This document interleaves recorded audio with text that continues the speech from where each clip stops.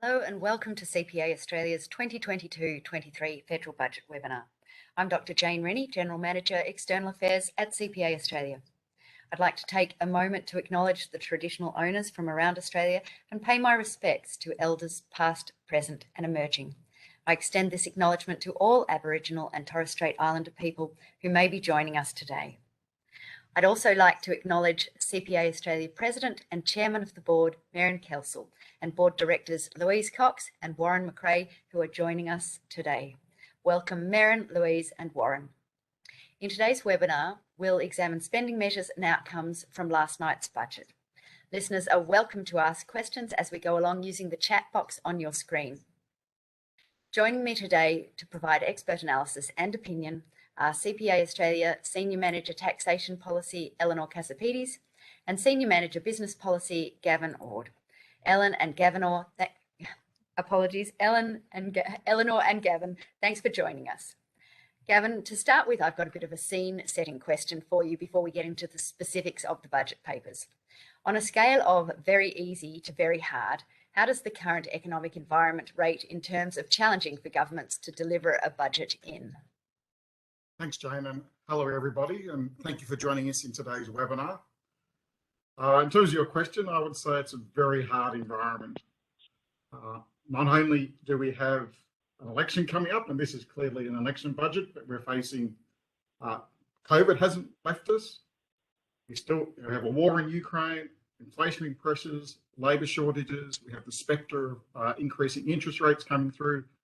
So it is a very challenging environment for any government to set a budget in. Eleanor, ahead of the budget, you and I discussed the need for tax reform in Australia. There is a growing chorus of voices calling for reform to remove inefficiencies in the tax system, and CPA Australia is one of them. Are you surprised that we didn't see much movement in this space in the budget? Not surprised. It's always disappointing when big R reform doesn't get a mention, but it was something that was expected, and you don't want surprises to be snuck into budgets either. And given the lack of discussion and the lack of focus in the past years on tax reform, we weren't expecting anything. Having said that, there are little R reforms, tweaks to the system, looking for efficiencies, which Gavin and I will talk about a little bit later. So it depends on how you define reform and what you're looking for. Well, okay, Gavin and Eleanor, over to you to lead us through some of the detail of the budget.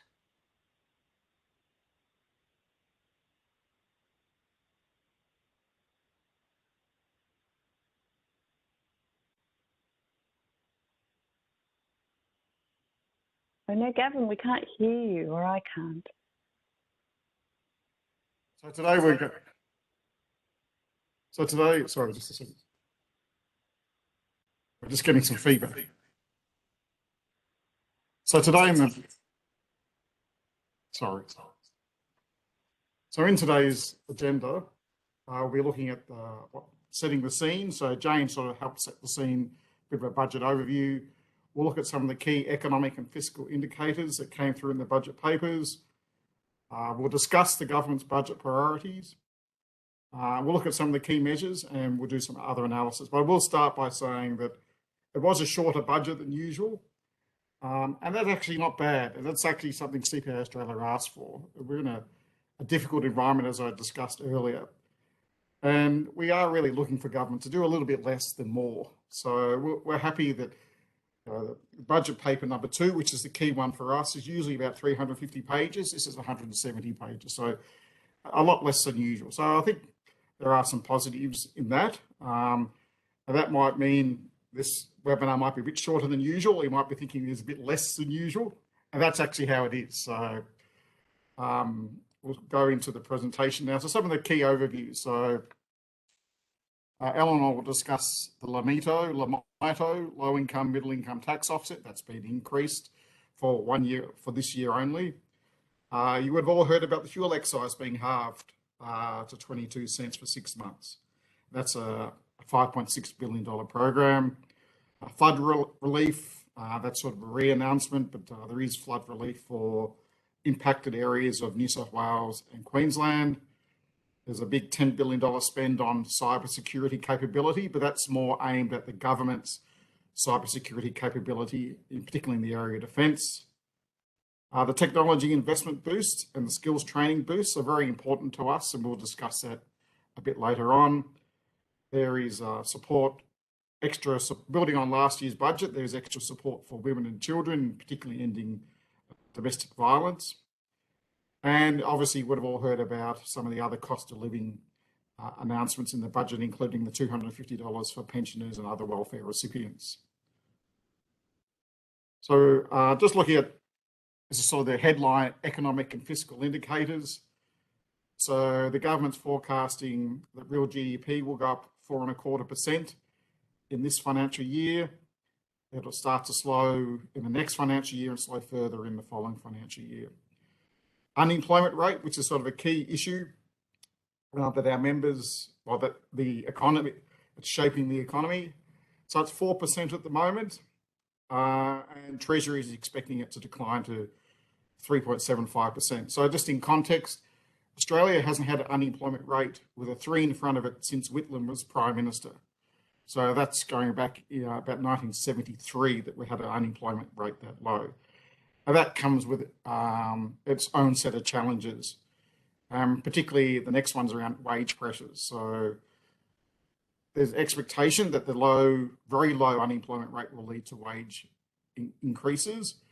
However, when you look at this, so in this slide, you look at the wage price index and the CPI together. What we're seeing is there's actually real wages are going to go down this year, in this financial year. Then there might be some slight increases in the next 2 years. But real wages are not really going anywhere at the moment. And that's something the ALP has been speaking on. In terms of net debt, you can see that net debt keeps rising. It will continue to rise. But it's, as a percentage of GDP, it's quite low by international standards. So it's not something we're that worried about at the moment. We'll see how government manages it. The deficit is around $80 billion in this financial year, declining slightly to $78 billion next financial year. And that's in the context of actually government receipts being well up. So government receipts are up. Commodity prices are part of that.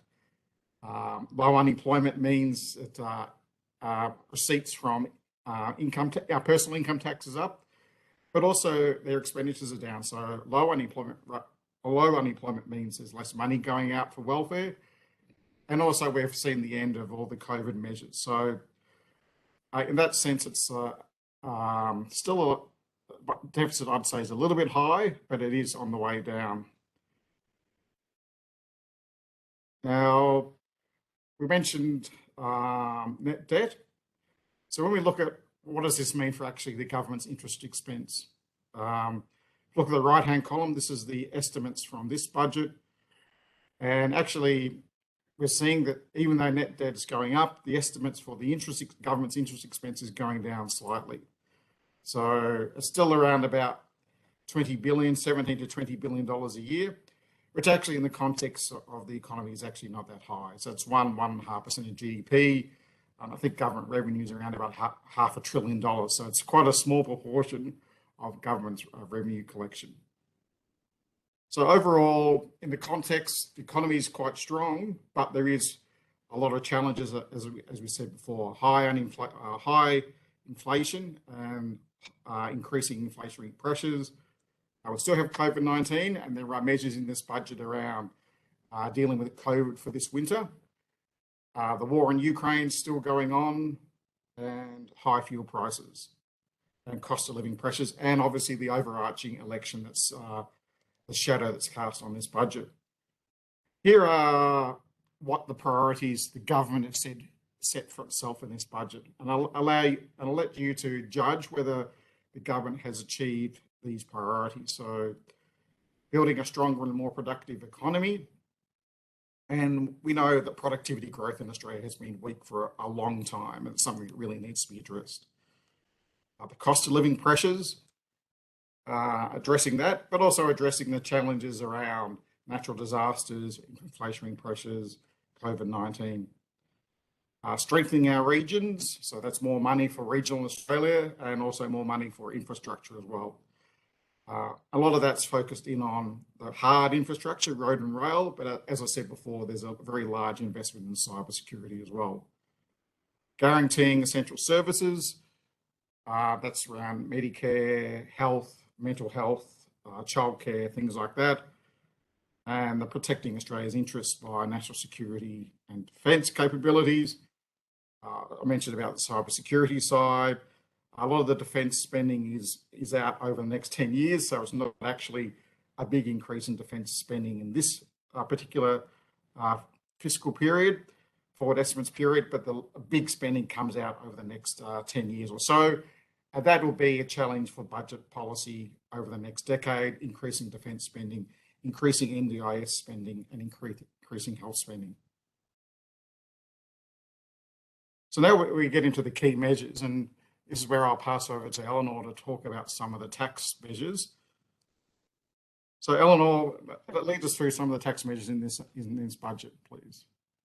Thanks, Gavin. And before I do, I think your last comment around the long-term expenditures in relation to NDIS and defence, they're things that governments, regardless of which party is in power, they do need to have an alignment.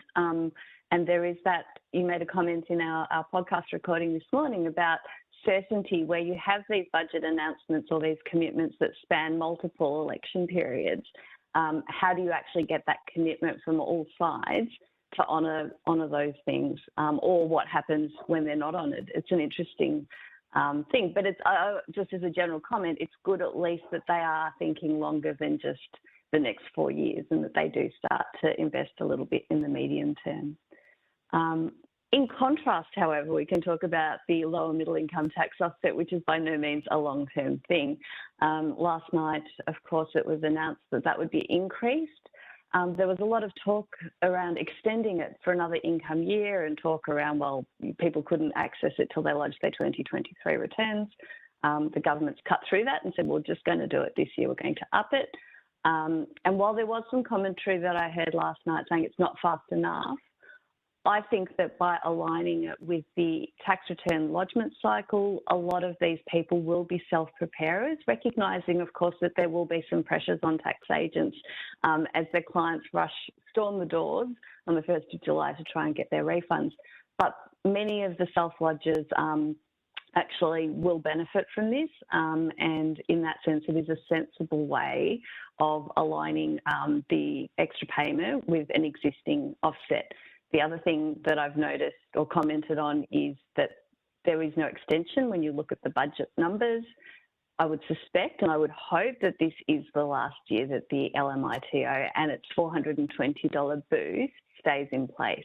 That was of concern because we don't want an expectation to be embedded within the public. It just makes it harder to take away. There's that. Now, the 50% cut to the fuel excise, I think everyone thought it was coming. I obviously am not connected in Canberra, but to me, the extent of the cut took me by surprise. It's deep, but it's short, 6 months. Again, it's that short-term response. They've really, in my view, looked to the end or just past the election and say, how can we commit to giving relief in the short term? I suspect as well that that then means that things like interest rate rises or monetary policy responses in the medium to longer term to deal with some of these inflationary pressures might be on the cards.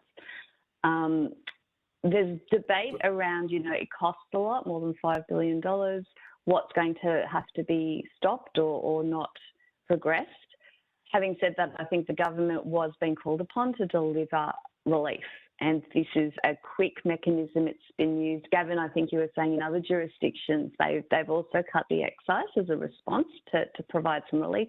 So it's not unheard of. It's not an unusual thing in the current environment.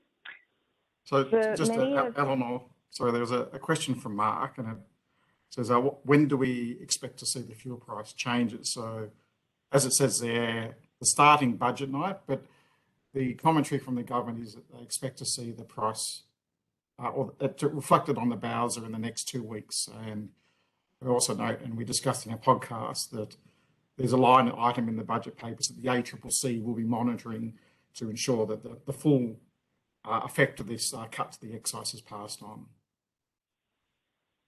That's good to know. And it's not just the people at the Bowser, it's also all of those transportation companies, Uber drivers, people where fuel is a huge input cost.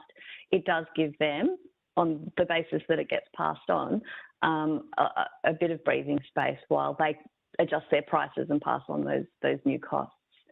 Now, I saw a comment around, let's talk about the small business deduction boost, so let's do that. There are two components to this. We've got the skills and training and the adoption of digital technology. And Gavin and I could talk about this probably for quite a while, but essentially businesses will be able to deduct a bonus 20% of expenses related to training, skills and training. I don't think, it always comes down to the devil is in the detail in terms of what's in and what's out, but it's not in-house. So if you contract people to come in, provide the skills and training, that's the type of expenditure that they're looking to incentivise. Also, an extra 20% for the investment in technology for businesses. Now, I will hand to Gavin to talk about why we think this is a really good thing. Yeah, so we actually were surprised by the extent of this measure, and we've been calling for government to invest more to support small business digital adoption. We find year after year that the small business sector in Australia lags behind larger businesses in digital adoption. And we think this will be a very important incentive to improve digital uptake. Small businesses are up to $50 million, so they're using the SBE definition for that, small business entity definition. I think two things to note on the technology deduction boost is that should be 30 June 2023, not 2022.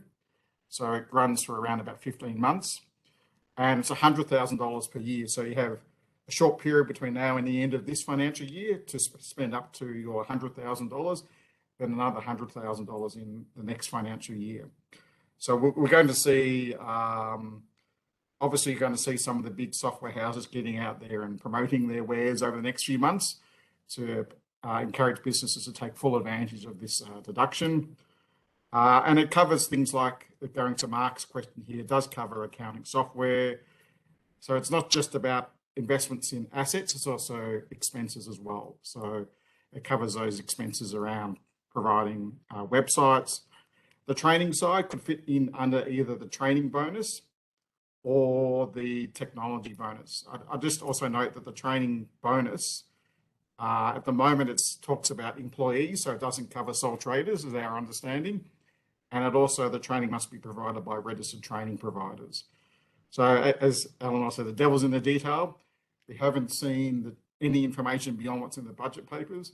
We don't know whether ALP will support this or not. So we wait to see. So if you are advising clients out there, there is a little note of caution that we haven't heard the ALP's response.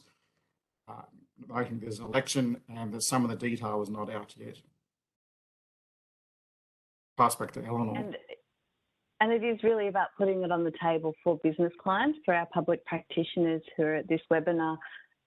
You can't, until it's actually in law, there's still that definition of, they've used the term eligible expenditure. So what's in, what's out, how will it be applied, how will obviously it be recorded, but having a preliminary discussion, because digital adoption is the way forward for pretty much every business in Australia. And we were also making the comment that advisors are the ones that are the key leverage point. So using things like this, letting your clients know about it, encouraging them to adopt these technologies for a slightly cheaper rate with a bit of a government boost, it will help them. And how do they unlock profitability with that? Because the government can only do so much heavy lifting. At the end of the day, it is about the business making the choice about investing, finding the right tools that they need, and converting that into, a profitable enterprise. And who better to talk to than their advisor about how to do that? And again, there will be those issues around revenue and capital.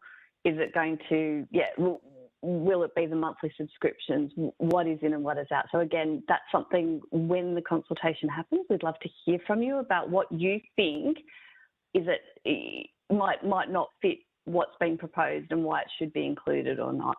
That includes CRM systems, subscriptions, that sort of thing. Yeah, so it's still a good thing. One comment we have also been making is that we really want a temporary full expensing or the instant asset write-off, whichever manifestation, to be continued a while longer. We want it to be permanent, just to make things really, really simple for small business. It just fell off the radar this time. So obviously the government has made a choice to focus more on these sorts of targeted incentives rather than making it a broad brush investment write-off.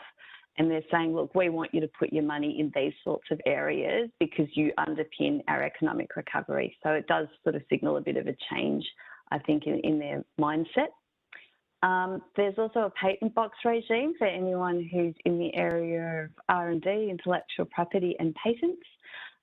We're quite supportive of this in the sense that lower emissions technology is in there, as well as, you know, regional Australia. So if you think back to what those budget objectives were all about, these all fit into that framework as part of it.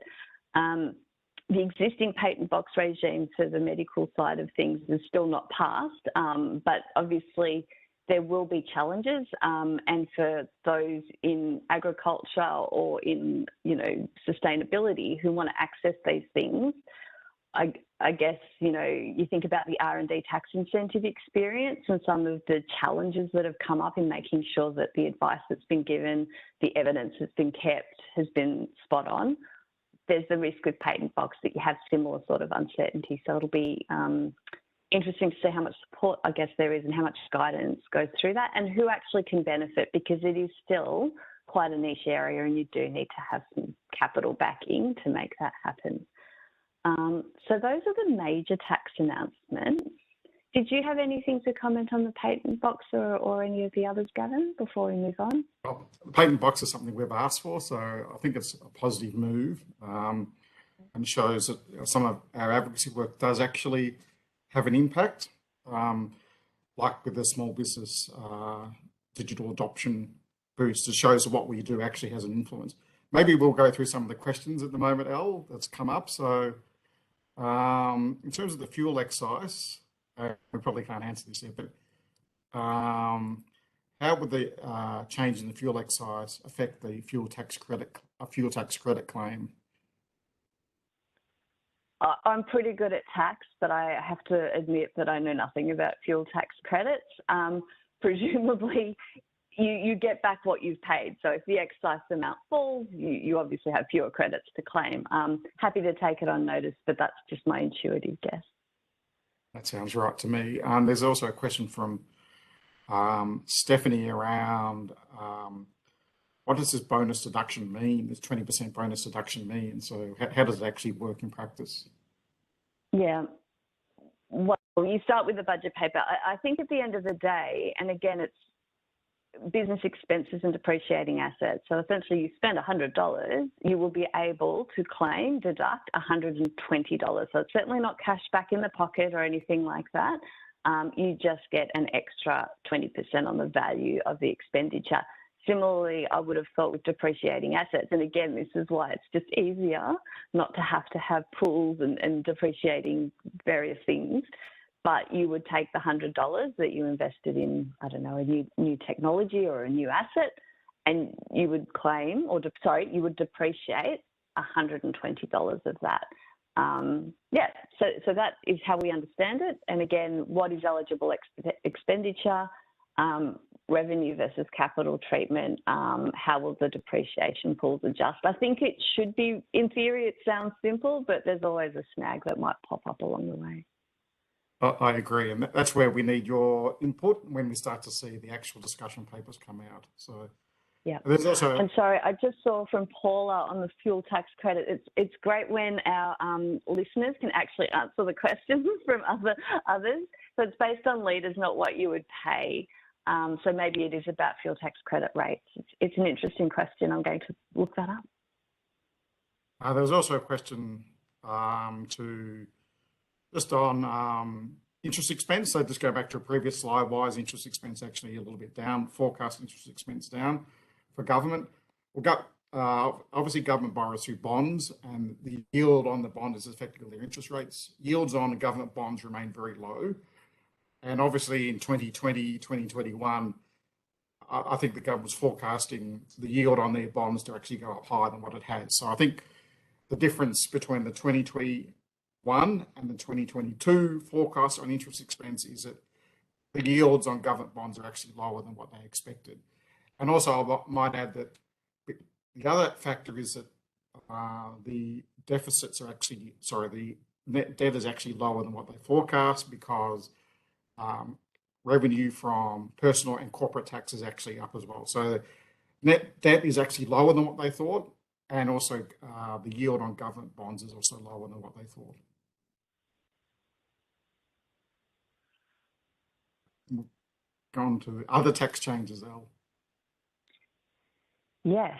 Some of those, I think the 50 million threshold, that's usually the aggregated turnover test, I think.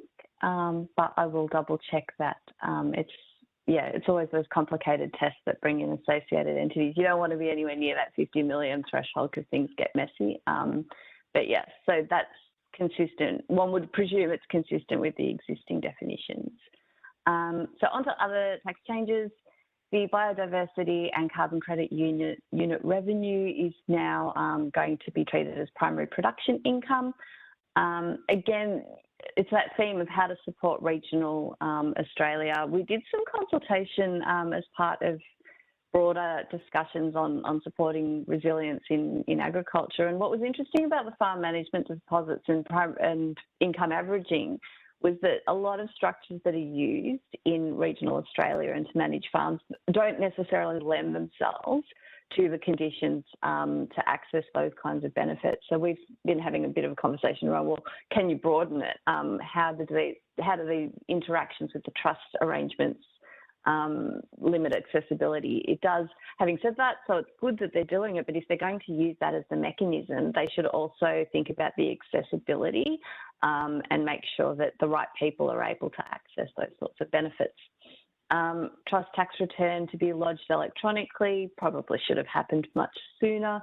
Once again, they talk about, it'll benefit pre-fill or things, but given the time when things are lodged and what needs to happen, what it does do is it starts to build more data so that the ATO can see, which beneficiary received things, and they see that much faster than with paper lodgements or where information might be missing.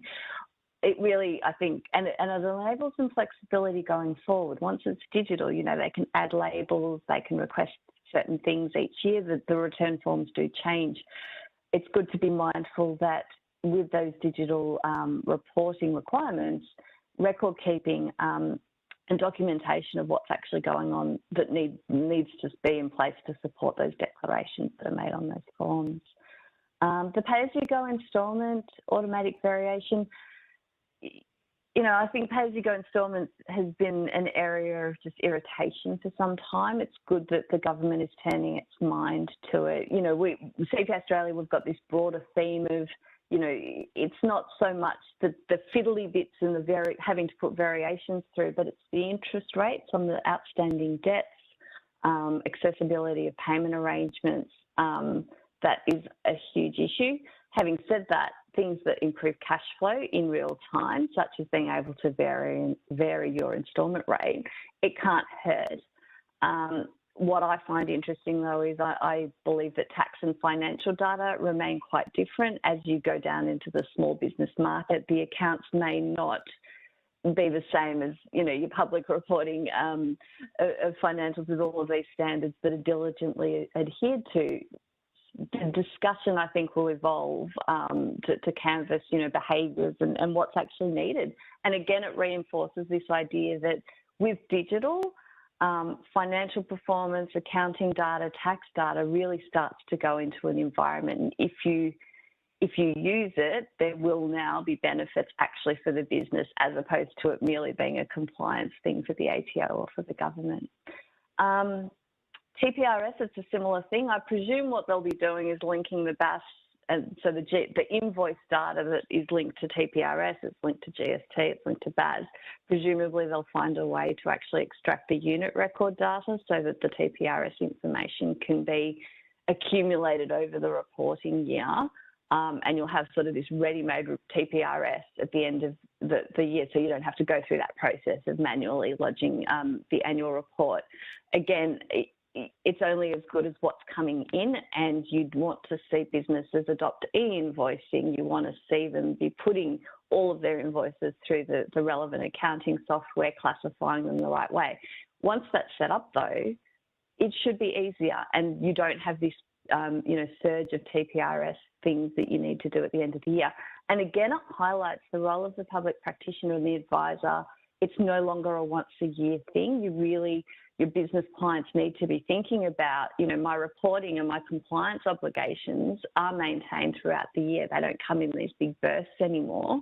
What does that mean for how you engage with them, and what does that mean for how a business thinks about its tax obligations? It is a mindset shift, and in theory it should unlock productivity, so we'll see how that journey goes.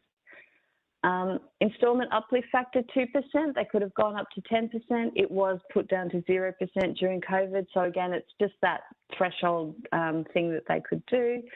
Employee share schemes for unlisted companies, for those that are following the ESS reforms, I guess you could call them. It's one more stage, and of importance, I guess, if we want to support innovation, entrepreneurship, and some of these more, novel or less traditional startup remuneration structures and compensation structures. The nanny income, not accessible, non-exempt income definitions, they're all there. And everybody's favourite, the tax avoidance task force, has had its funding rolled over. With the ATO, a lot of their funding for compliance and audit work is funded through these budget programs. It's not part of their operational appropriations, and therefore you sort of see every few years this X $100 million or X $1 million for the ATO to do this thing that they've been doing for quite some time. And you see that come through every time the 3 or 4 years of pre-committed funding is running out. And again, you have this question around, should that really be funded more directly rather than the ATO having to come to the government each time and say we need more money? Having said that, on the flip side, it's good because they have to put a business case forward. They have to say really transparently, this is what we think the risk is, this is how many people we need to deal with this amount of revenue loss or these problems in the law. So there is that transparency and that accountability that's built into this process. It's just the balance. And finally on that list is STP data to be shared with states and territories. Anytime that the federal government, states and territories can work together, it's a good thing. We want to see systems and policy frameworks aligned as much as possible. I suspect, given the differences in the treatment and definitions of payroll taxes between the states and territories, as well as the federal rules, it's not as simple as just it'll all be one set of data that is done. I would suggest that it's more integrating the state and territory payroll reporting requirements into the STP environment so that reporters and remitters just go through the STP process as opposed to having to lodge separately through the revenue authorities. Small efficiency, but what we hope is that that lays the groundwork for reform, because when you have a reporting system with 25 definitions of an employee or 35 rates or whatever it might be, you start to look at it as a whole and think, surely we can rationalise this a bit. So it is a good first step. So that's a few comments there. Gavin, did you have any other thoughts? I was just going to ask, so in terms of some of these digital reforms that we've got listed there, so what sort of involvement might CPA Australia have in the design and delivery of those reforms? We do a lot. We sit on so many of these ATO forums, National Tax Liaison Group, Tax Practitioner Stewardship Group. Treasury does have, a pretty open consultation process, and they do sit with us at the NTLG and listen to things as well. So, we tend to have very honest and open conversations. It's very hard as well. You think about some of the deliverables, and we'll talk a little bit about modernising business registers in a moment.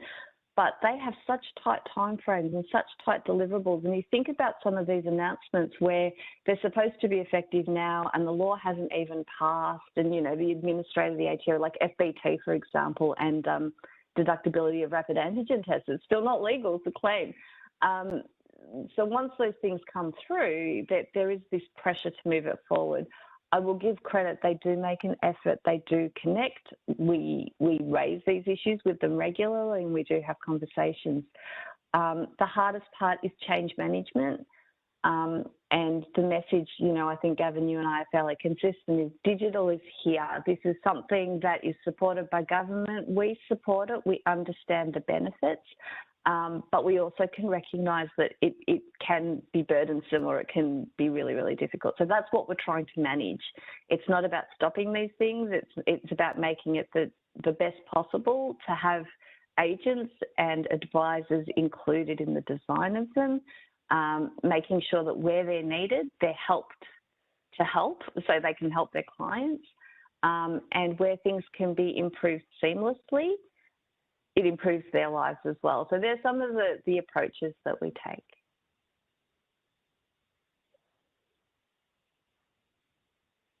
This might test your memory, but the tax avoidance task force funding, what sort of activity would that task force be looking at? It's the multinationals and high wealth individuals funding, and it's an interesting one, not to mention, you know, the Section 100A elephant in the room, but, you know, they've been looking at multinational tax avoidance. So you have things like, you know, the diverted profits tax, making sure transfer pricing is right. You've got all of those sorts of things. And with high wealth individuals, you tend to hear about, you know, trust issues, 100A issues, that sort of thing. It really, once again, is that extension of an existing body of work. The reason that I sort of talk about the broader thing is that people might look at this and go, oh, there's something suspicious, or, you know, it's come out of nowhere. And I just wanted to clarify that it is in fact a rollover. They will continue looking at what they're doing. And the other thing is, you know, a lot of audits do take an extensive period of time. 4 years, and having been at the ATO, 4 years is not always, it sounds unreasonable, but it can take a lot of time. You don't want funding to end and you have all of these cases just in limbo. You need to have sort of the risk worked through, and that ongoing commitment to dealing with the issue and the funding that's needed to do so. Before I move on, there was the comment there about nanny, non-accessible, non-exempt. So they announced a range of support payments from Queensland and New South Wales that are now nanny. So that was good because that was actually a little bit of an uncertainty up until budget night. So the small business support payment, which is sort of the extension of JobSaver, is now nanny, which is the same as JobSaver. So that's a good thing. And just a reminder to everybody who's in New South Wales that applications for that particular payment now is extended to 31st of April. And also I note before I move on that Bill Leung, which is in Eleanor's team, has been answering some of the questions around what is a small business entity. And there was also question from Carrie, just before we move on from tax, question from Carrie around what training is covered by the training deduction boost. From the budget papers are scant on detail, which is not unusual, but it does say the training must be provided by a registered training provider, and I think there's an exception for in-house training. I think you mentioned that, Elle, as well.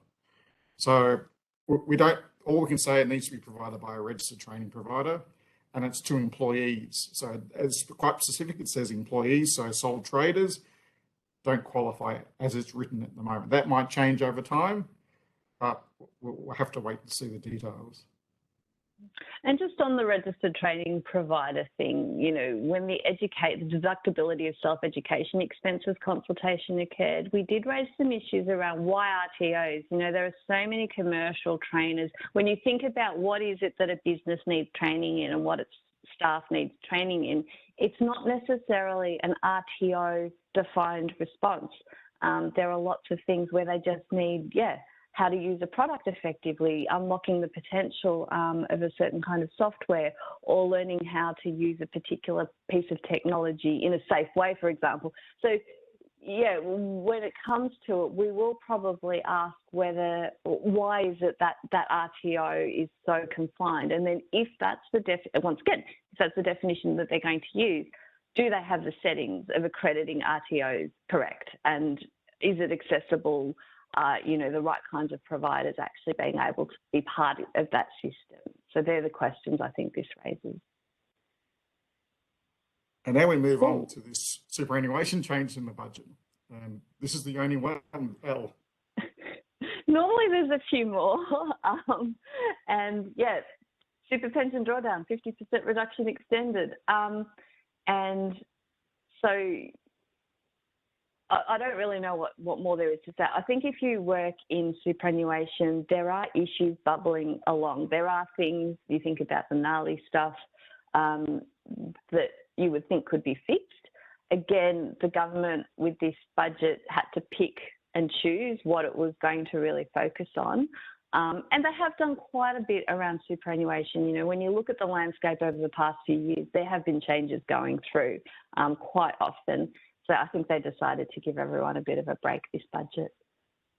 And sometimes it's good not to have too many changes. So I think that's not a bad thing. And for those who might be wondering, the SG levy goes up to 10.5% on 1 July. So there's no change in that. So. And we talked about that during COVID. We were sort of saying, should you push forward with these increases? And the government did. And similarly, I didn't hear anything about that. There was no noise to delay it or anything this time around. So the conversation, I think, has moved on. And once again, when you think about inflation, saving for the future, it's tricky, but it's good to keep that certainty, I think, and people now have prepared for it. Businesses know that it is coming, and therefore it's good perhaps not to mess with that. So in terms of what we think is other interesting announcements, so I'm sure many of you would have read about the $250 one-off cost of living payment that will come through to pensioners, welfare recipients, veterans, etc. That'll be automatically paid in April, so there's no need for your clients to actually apply for it. It'll come through in April. There's announcements around apprenticeships, so there's a current scheme for apprenticeships, which is mentioned there. Those subsidies will continue until the end of this financial year. There has been some associations that are interested in this area that's saying that's not enough. I would say from the CPA Australia point of view, we're still a little bit concerned that every time government talks about skill shortages, they default to apprenticeships and traineeships. Skill shortages are a much broader issue, and we keep talking to government that you need to broaden your messaging. They have done some other things on skill shortages, a slight increase in skill migration and issues like that. But we will continue to push that. It's not just people in high vis and hard hats that need extra workers. So we'll continue to push that. If I could add to that, there's this dichotomy, I think, between you have these very visible support mechanisms, and to be honest, the apprenticeship sector has gone through some difficulties and does need support. But we actually then talk about being an innovative economy, a future-focused one. We want to be part of, the climate revolution and creating all these technologies. And if you don't have a system that provides that pipeline and everything else that you need around it, even in accounting, there's so much opportunity in that space, but you need to have the right education and the right people. And that, you don't see that reflected in the government policies and announcements. It's a little disappointing, I think, because it contradicts how they're trying to pitch our future. Yeah, I agree totally. There's announcements around what government calls housing affordability. So they have the first home guarantee, which I think if you're a first home buyer, you need a 5% deposit, then the federal government will guarantee the next 15%. So they've increased the number of people that can access that to 35,000. and there's a few other guarantees there. So they've just increased the number of places that can access the guarantee for this coming financial year. Obviously, housing affordability is a complex issue. We don't want to get into too much, but supply is a big side of housing affordability, and that's not in the Commonwealth's power. That's a state issue and a local government issue.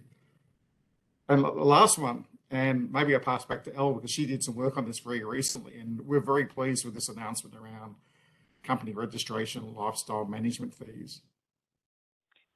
And certainly, I sit on the Australian Business Registry Services Modernising Business Registers Business Advisory Group. Try saying that 3 times. But what that is, that's the forum that we're using to engage with the ABRS, and they've been really good about the implementation of their Modernising Business Registers project. Treasury recently did a consultation on this, and this certainly is something that CPA Australia has been advocating for quite some time, even before I joined in 2019. This idea of search fees, and every time you're trying to get information about a company, you have to pay. The Treasury consultation also asked about life cycle fees. And we were very clear in our view that none of that should exist. And when you think about a shift to the digital environment, each of these transactions, they're like troll taxes. Every time you want to do something, they ping you and they take a little bit. It's just inefficient. It creates barriers. And when you break down the revenue, there's not necessarily that much that can be gained from some of these. Cutting it's not going to, annihilate the ABRS budget.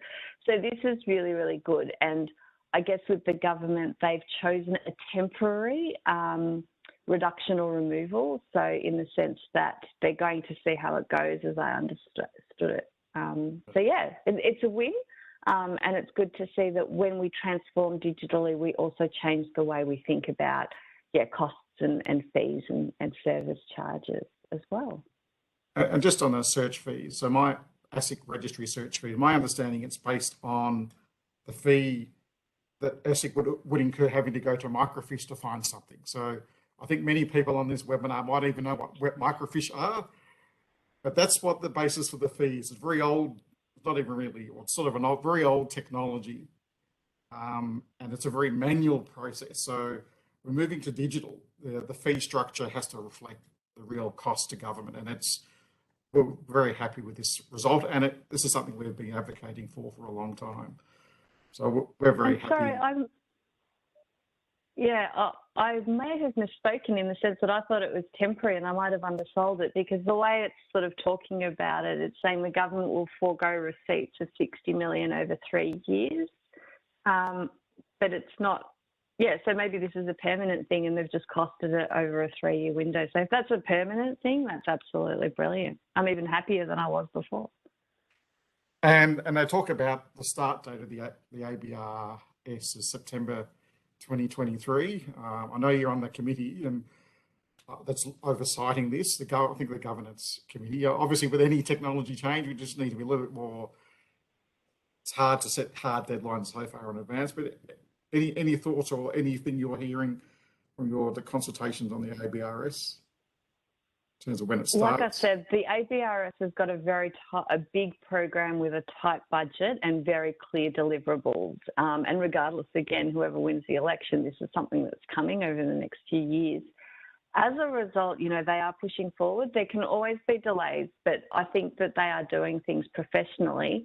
The challenge, of course, is making sure that the voices are heard and that the right things are taken into consideration. Sometimes, you're moving so many different things. There are so many parts to it that you need the voice of the profession. You need the voice of business and other people involved to just make sure, have you thought of this thing, or is this thing covered?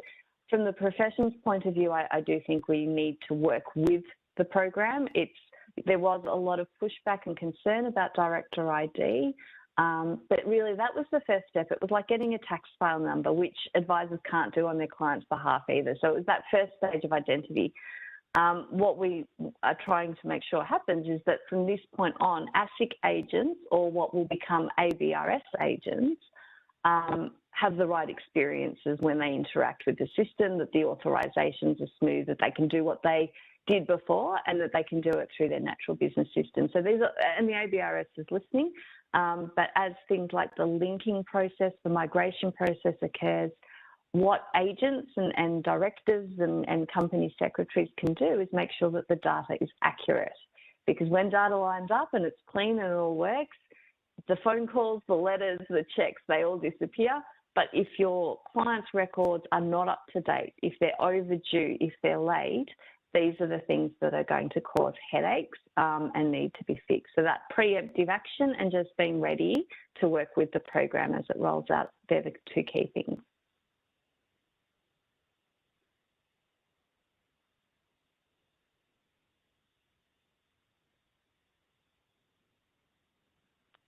Can't hear you, Gavin. So this is what we see as the positives and negatives on this budget. So we discussed the incentives for technology and for training for small business. I think both of those are very much overdue and they're much more generous than what we ever hoped for. So I think that's a great thing. The expansion of the patent box regime to other technology, including lower emissions technology, is something we've been asking for. We just discussed the removal of the registry fees. It's a small line item in the budget, but it's actually a really important one. And I note that Mark talked about the less regulatory change in this budget. That's actually a good thing. So it's great to get a budget paper that's half its normal size. Reduction in fuel excise will obviously help at the Bowser, but also hopefully that will flow through to less inflationary pressures through input costs as well. And the Lamito, or Lamington, as people in Treasury like to call it, I think the boost is reasonable, as well as the cash payment, given the circumstances. And as Al talked about it is the last time, hopefully the last time that our members have to deal with a Lamito tax return in coming July. In terms of negatives, Al spoke about temporary full expensing has not been made permanent. That hasn't been announced. That may still be the case. That may make it permanent, but that might be an election announcement. As a body, we're concerned about our small business in particular seeking advice, and our data shows that as small business get into difficulty, they become less likely to seek advice. And as all members listening to this would understand, the less likely you are to seek advice, the more likely you are to make the wrong decisions. Reduction in fuel excise is also a little bit of a negative. It comes at a big cost. It's also not targeted, so everybody benefits. And it also ends in 6 months' time. So what might be the situation in 6 months' time? And the actual, something could happen in between Russia and Ukraine that actually might wipe off the benefits. We also talk about no major tax reforms as a negative. Not that we really expected this, but we hope that a conversation will start to begin on major tax reform from one or both major parties. Maybe pass to Elle for your views on the budget. I think, there are no surprises. I mentioned at the start, you don't want a budget with surprises, I don't think. Perhaps the government has held some things off for election time. It'd be interesting to see what they come out with in terms of proposals over the coming months. But yeah, one thing I guess I appreciate about how this is laid out, they're very clear about the parameters of how they've set the budget, which then puts the decisions that they've made and the announcements that they make in context. And it does make sense to me. So for me, this is the budget for the moment. They haven't gone too nuts on spending or anything. They have listened to where people want relief or they want support, and they've responded to that. Have they gone a little bit extra because it's an election year? Possibly, but you know what? With uncertainty, with a lot of things going on, you're trying to make sure that people remain and sentiment remains positive as we come out of that COVID, dark COVID phase.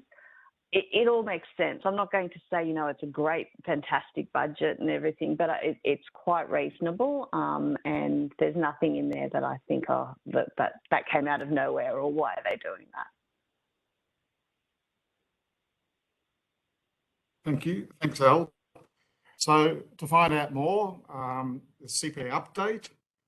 So hopefully you all would have gotten that this morning. Tax news, we provide a detailed summary of all the announcements. So please have a look at that. There's an In the Black article, also a bit on our social media, and we do have a dedicated federal budget webpage. Just before we go, so there's one comment from Mark around, this is for you, Al, hopefully CPA Australia can push for tax simplification. I suppose, if you have a quick response to that. We always want tax simplification. The challenge in some areas is the trade-off. The simpler you make it, sometimes the policy, there are lots of losers or there are big transition costs. So things like you think about, oh, let's fix up trusts or let's fix up this area. When you unpack it, there's a bit of disruption. But yes, I agree. Things like the STP, the payroll reporting, things like automated pay-as-you-go instalment, things, they can be done. No one on the external side really has to do much, except for maybe some digital service providers. So those administrative improvements, simplify all you want, and we do support that. The other part of it is with going digital, we just have to be mindful that not everybody is digitally able. There are people who, for whatever reason, cannot or are unable to interact. So again, a lot of these policies, the simpler you try to make it, those excluded people or those impacted people get bigger. So we do try to look at each issue individually. We hope that we're coherent when we look across it. But yes, simplification is certainly a goal. And there's one last question from Ian around the removal of the company annual, well, the removal of the late fee for lodgement of the company annual return. Yep. That's part of this move to ABRS. I don't know if you have any initial thoughts on that and possible negatives around it. Yeah, so I think it's that fee, when you look at the Treasury consultation, it wasn't that, oh, the fee will be removed and there'll be nothing else. There were a variety of options or considerations that were being, put forward in that. So I've written back to Ian to say, it's probably not just, it's a free-for-all, you can lodge whenever you want. It might be that the language or the structure or the form that it takes might change. And I suppose the other thing, it moves to the ABRS. It's not ASIC.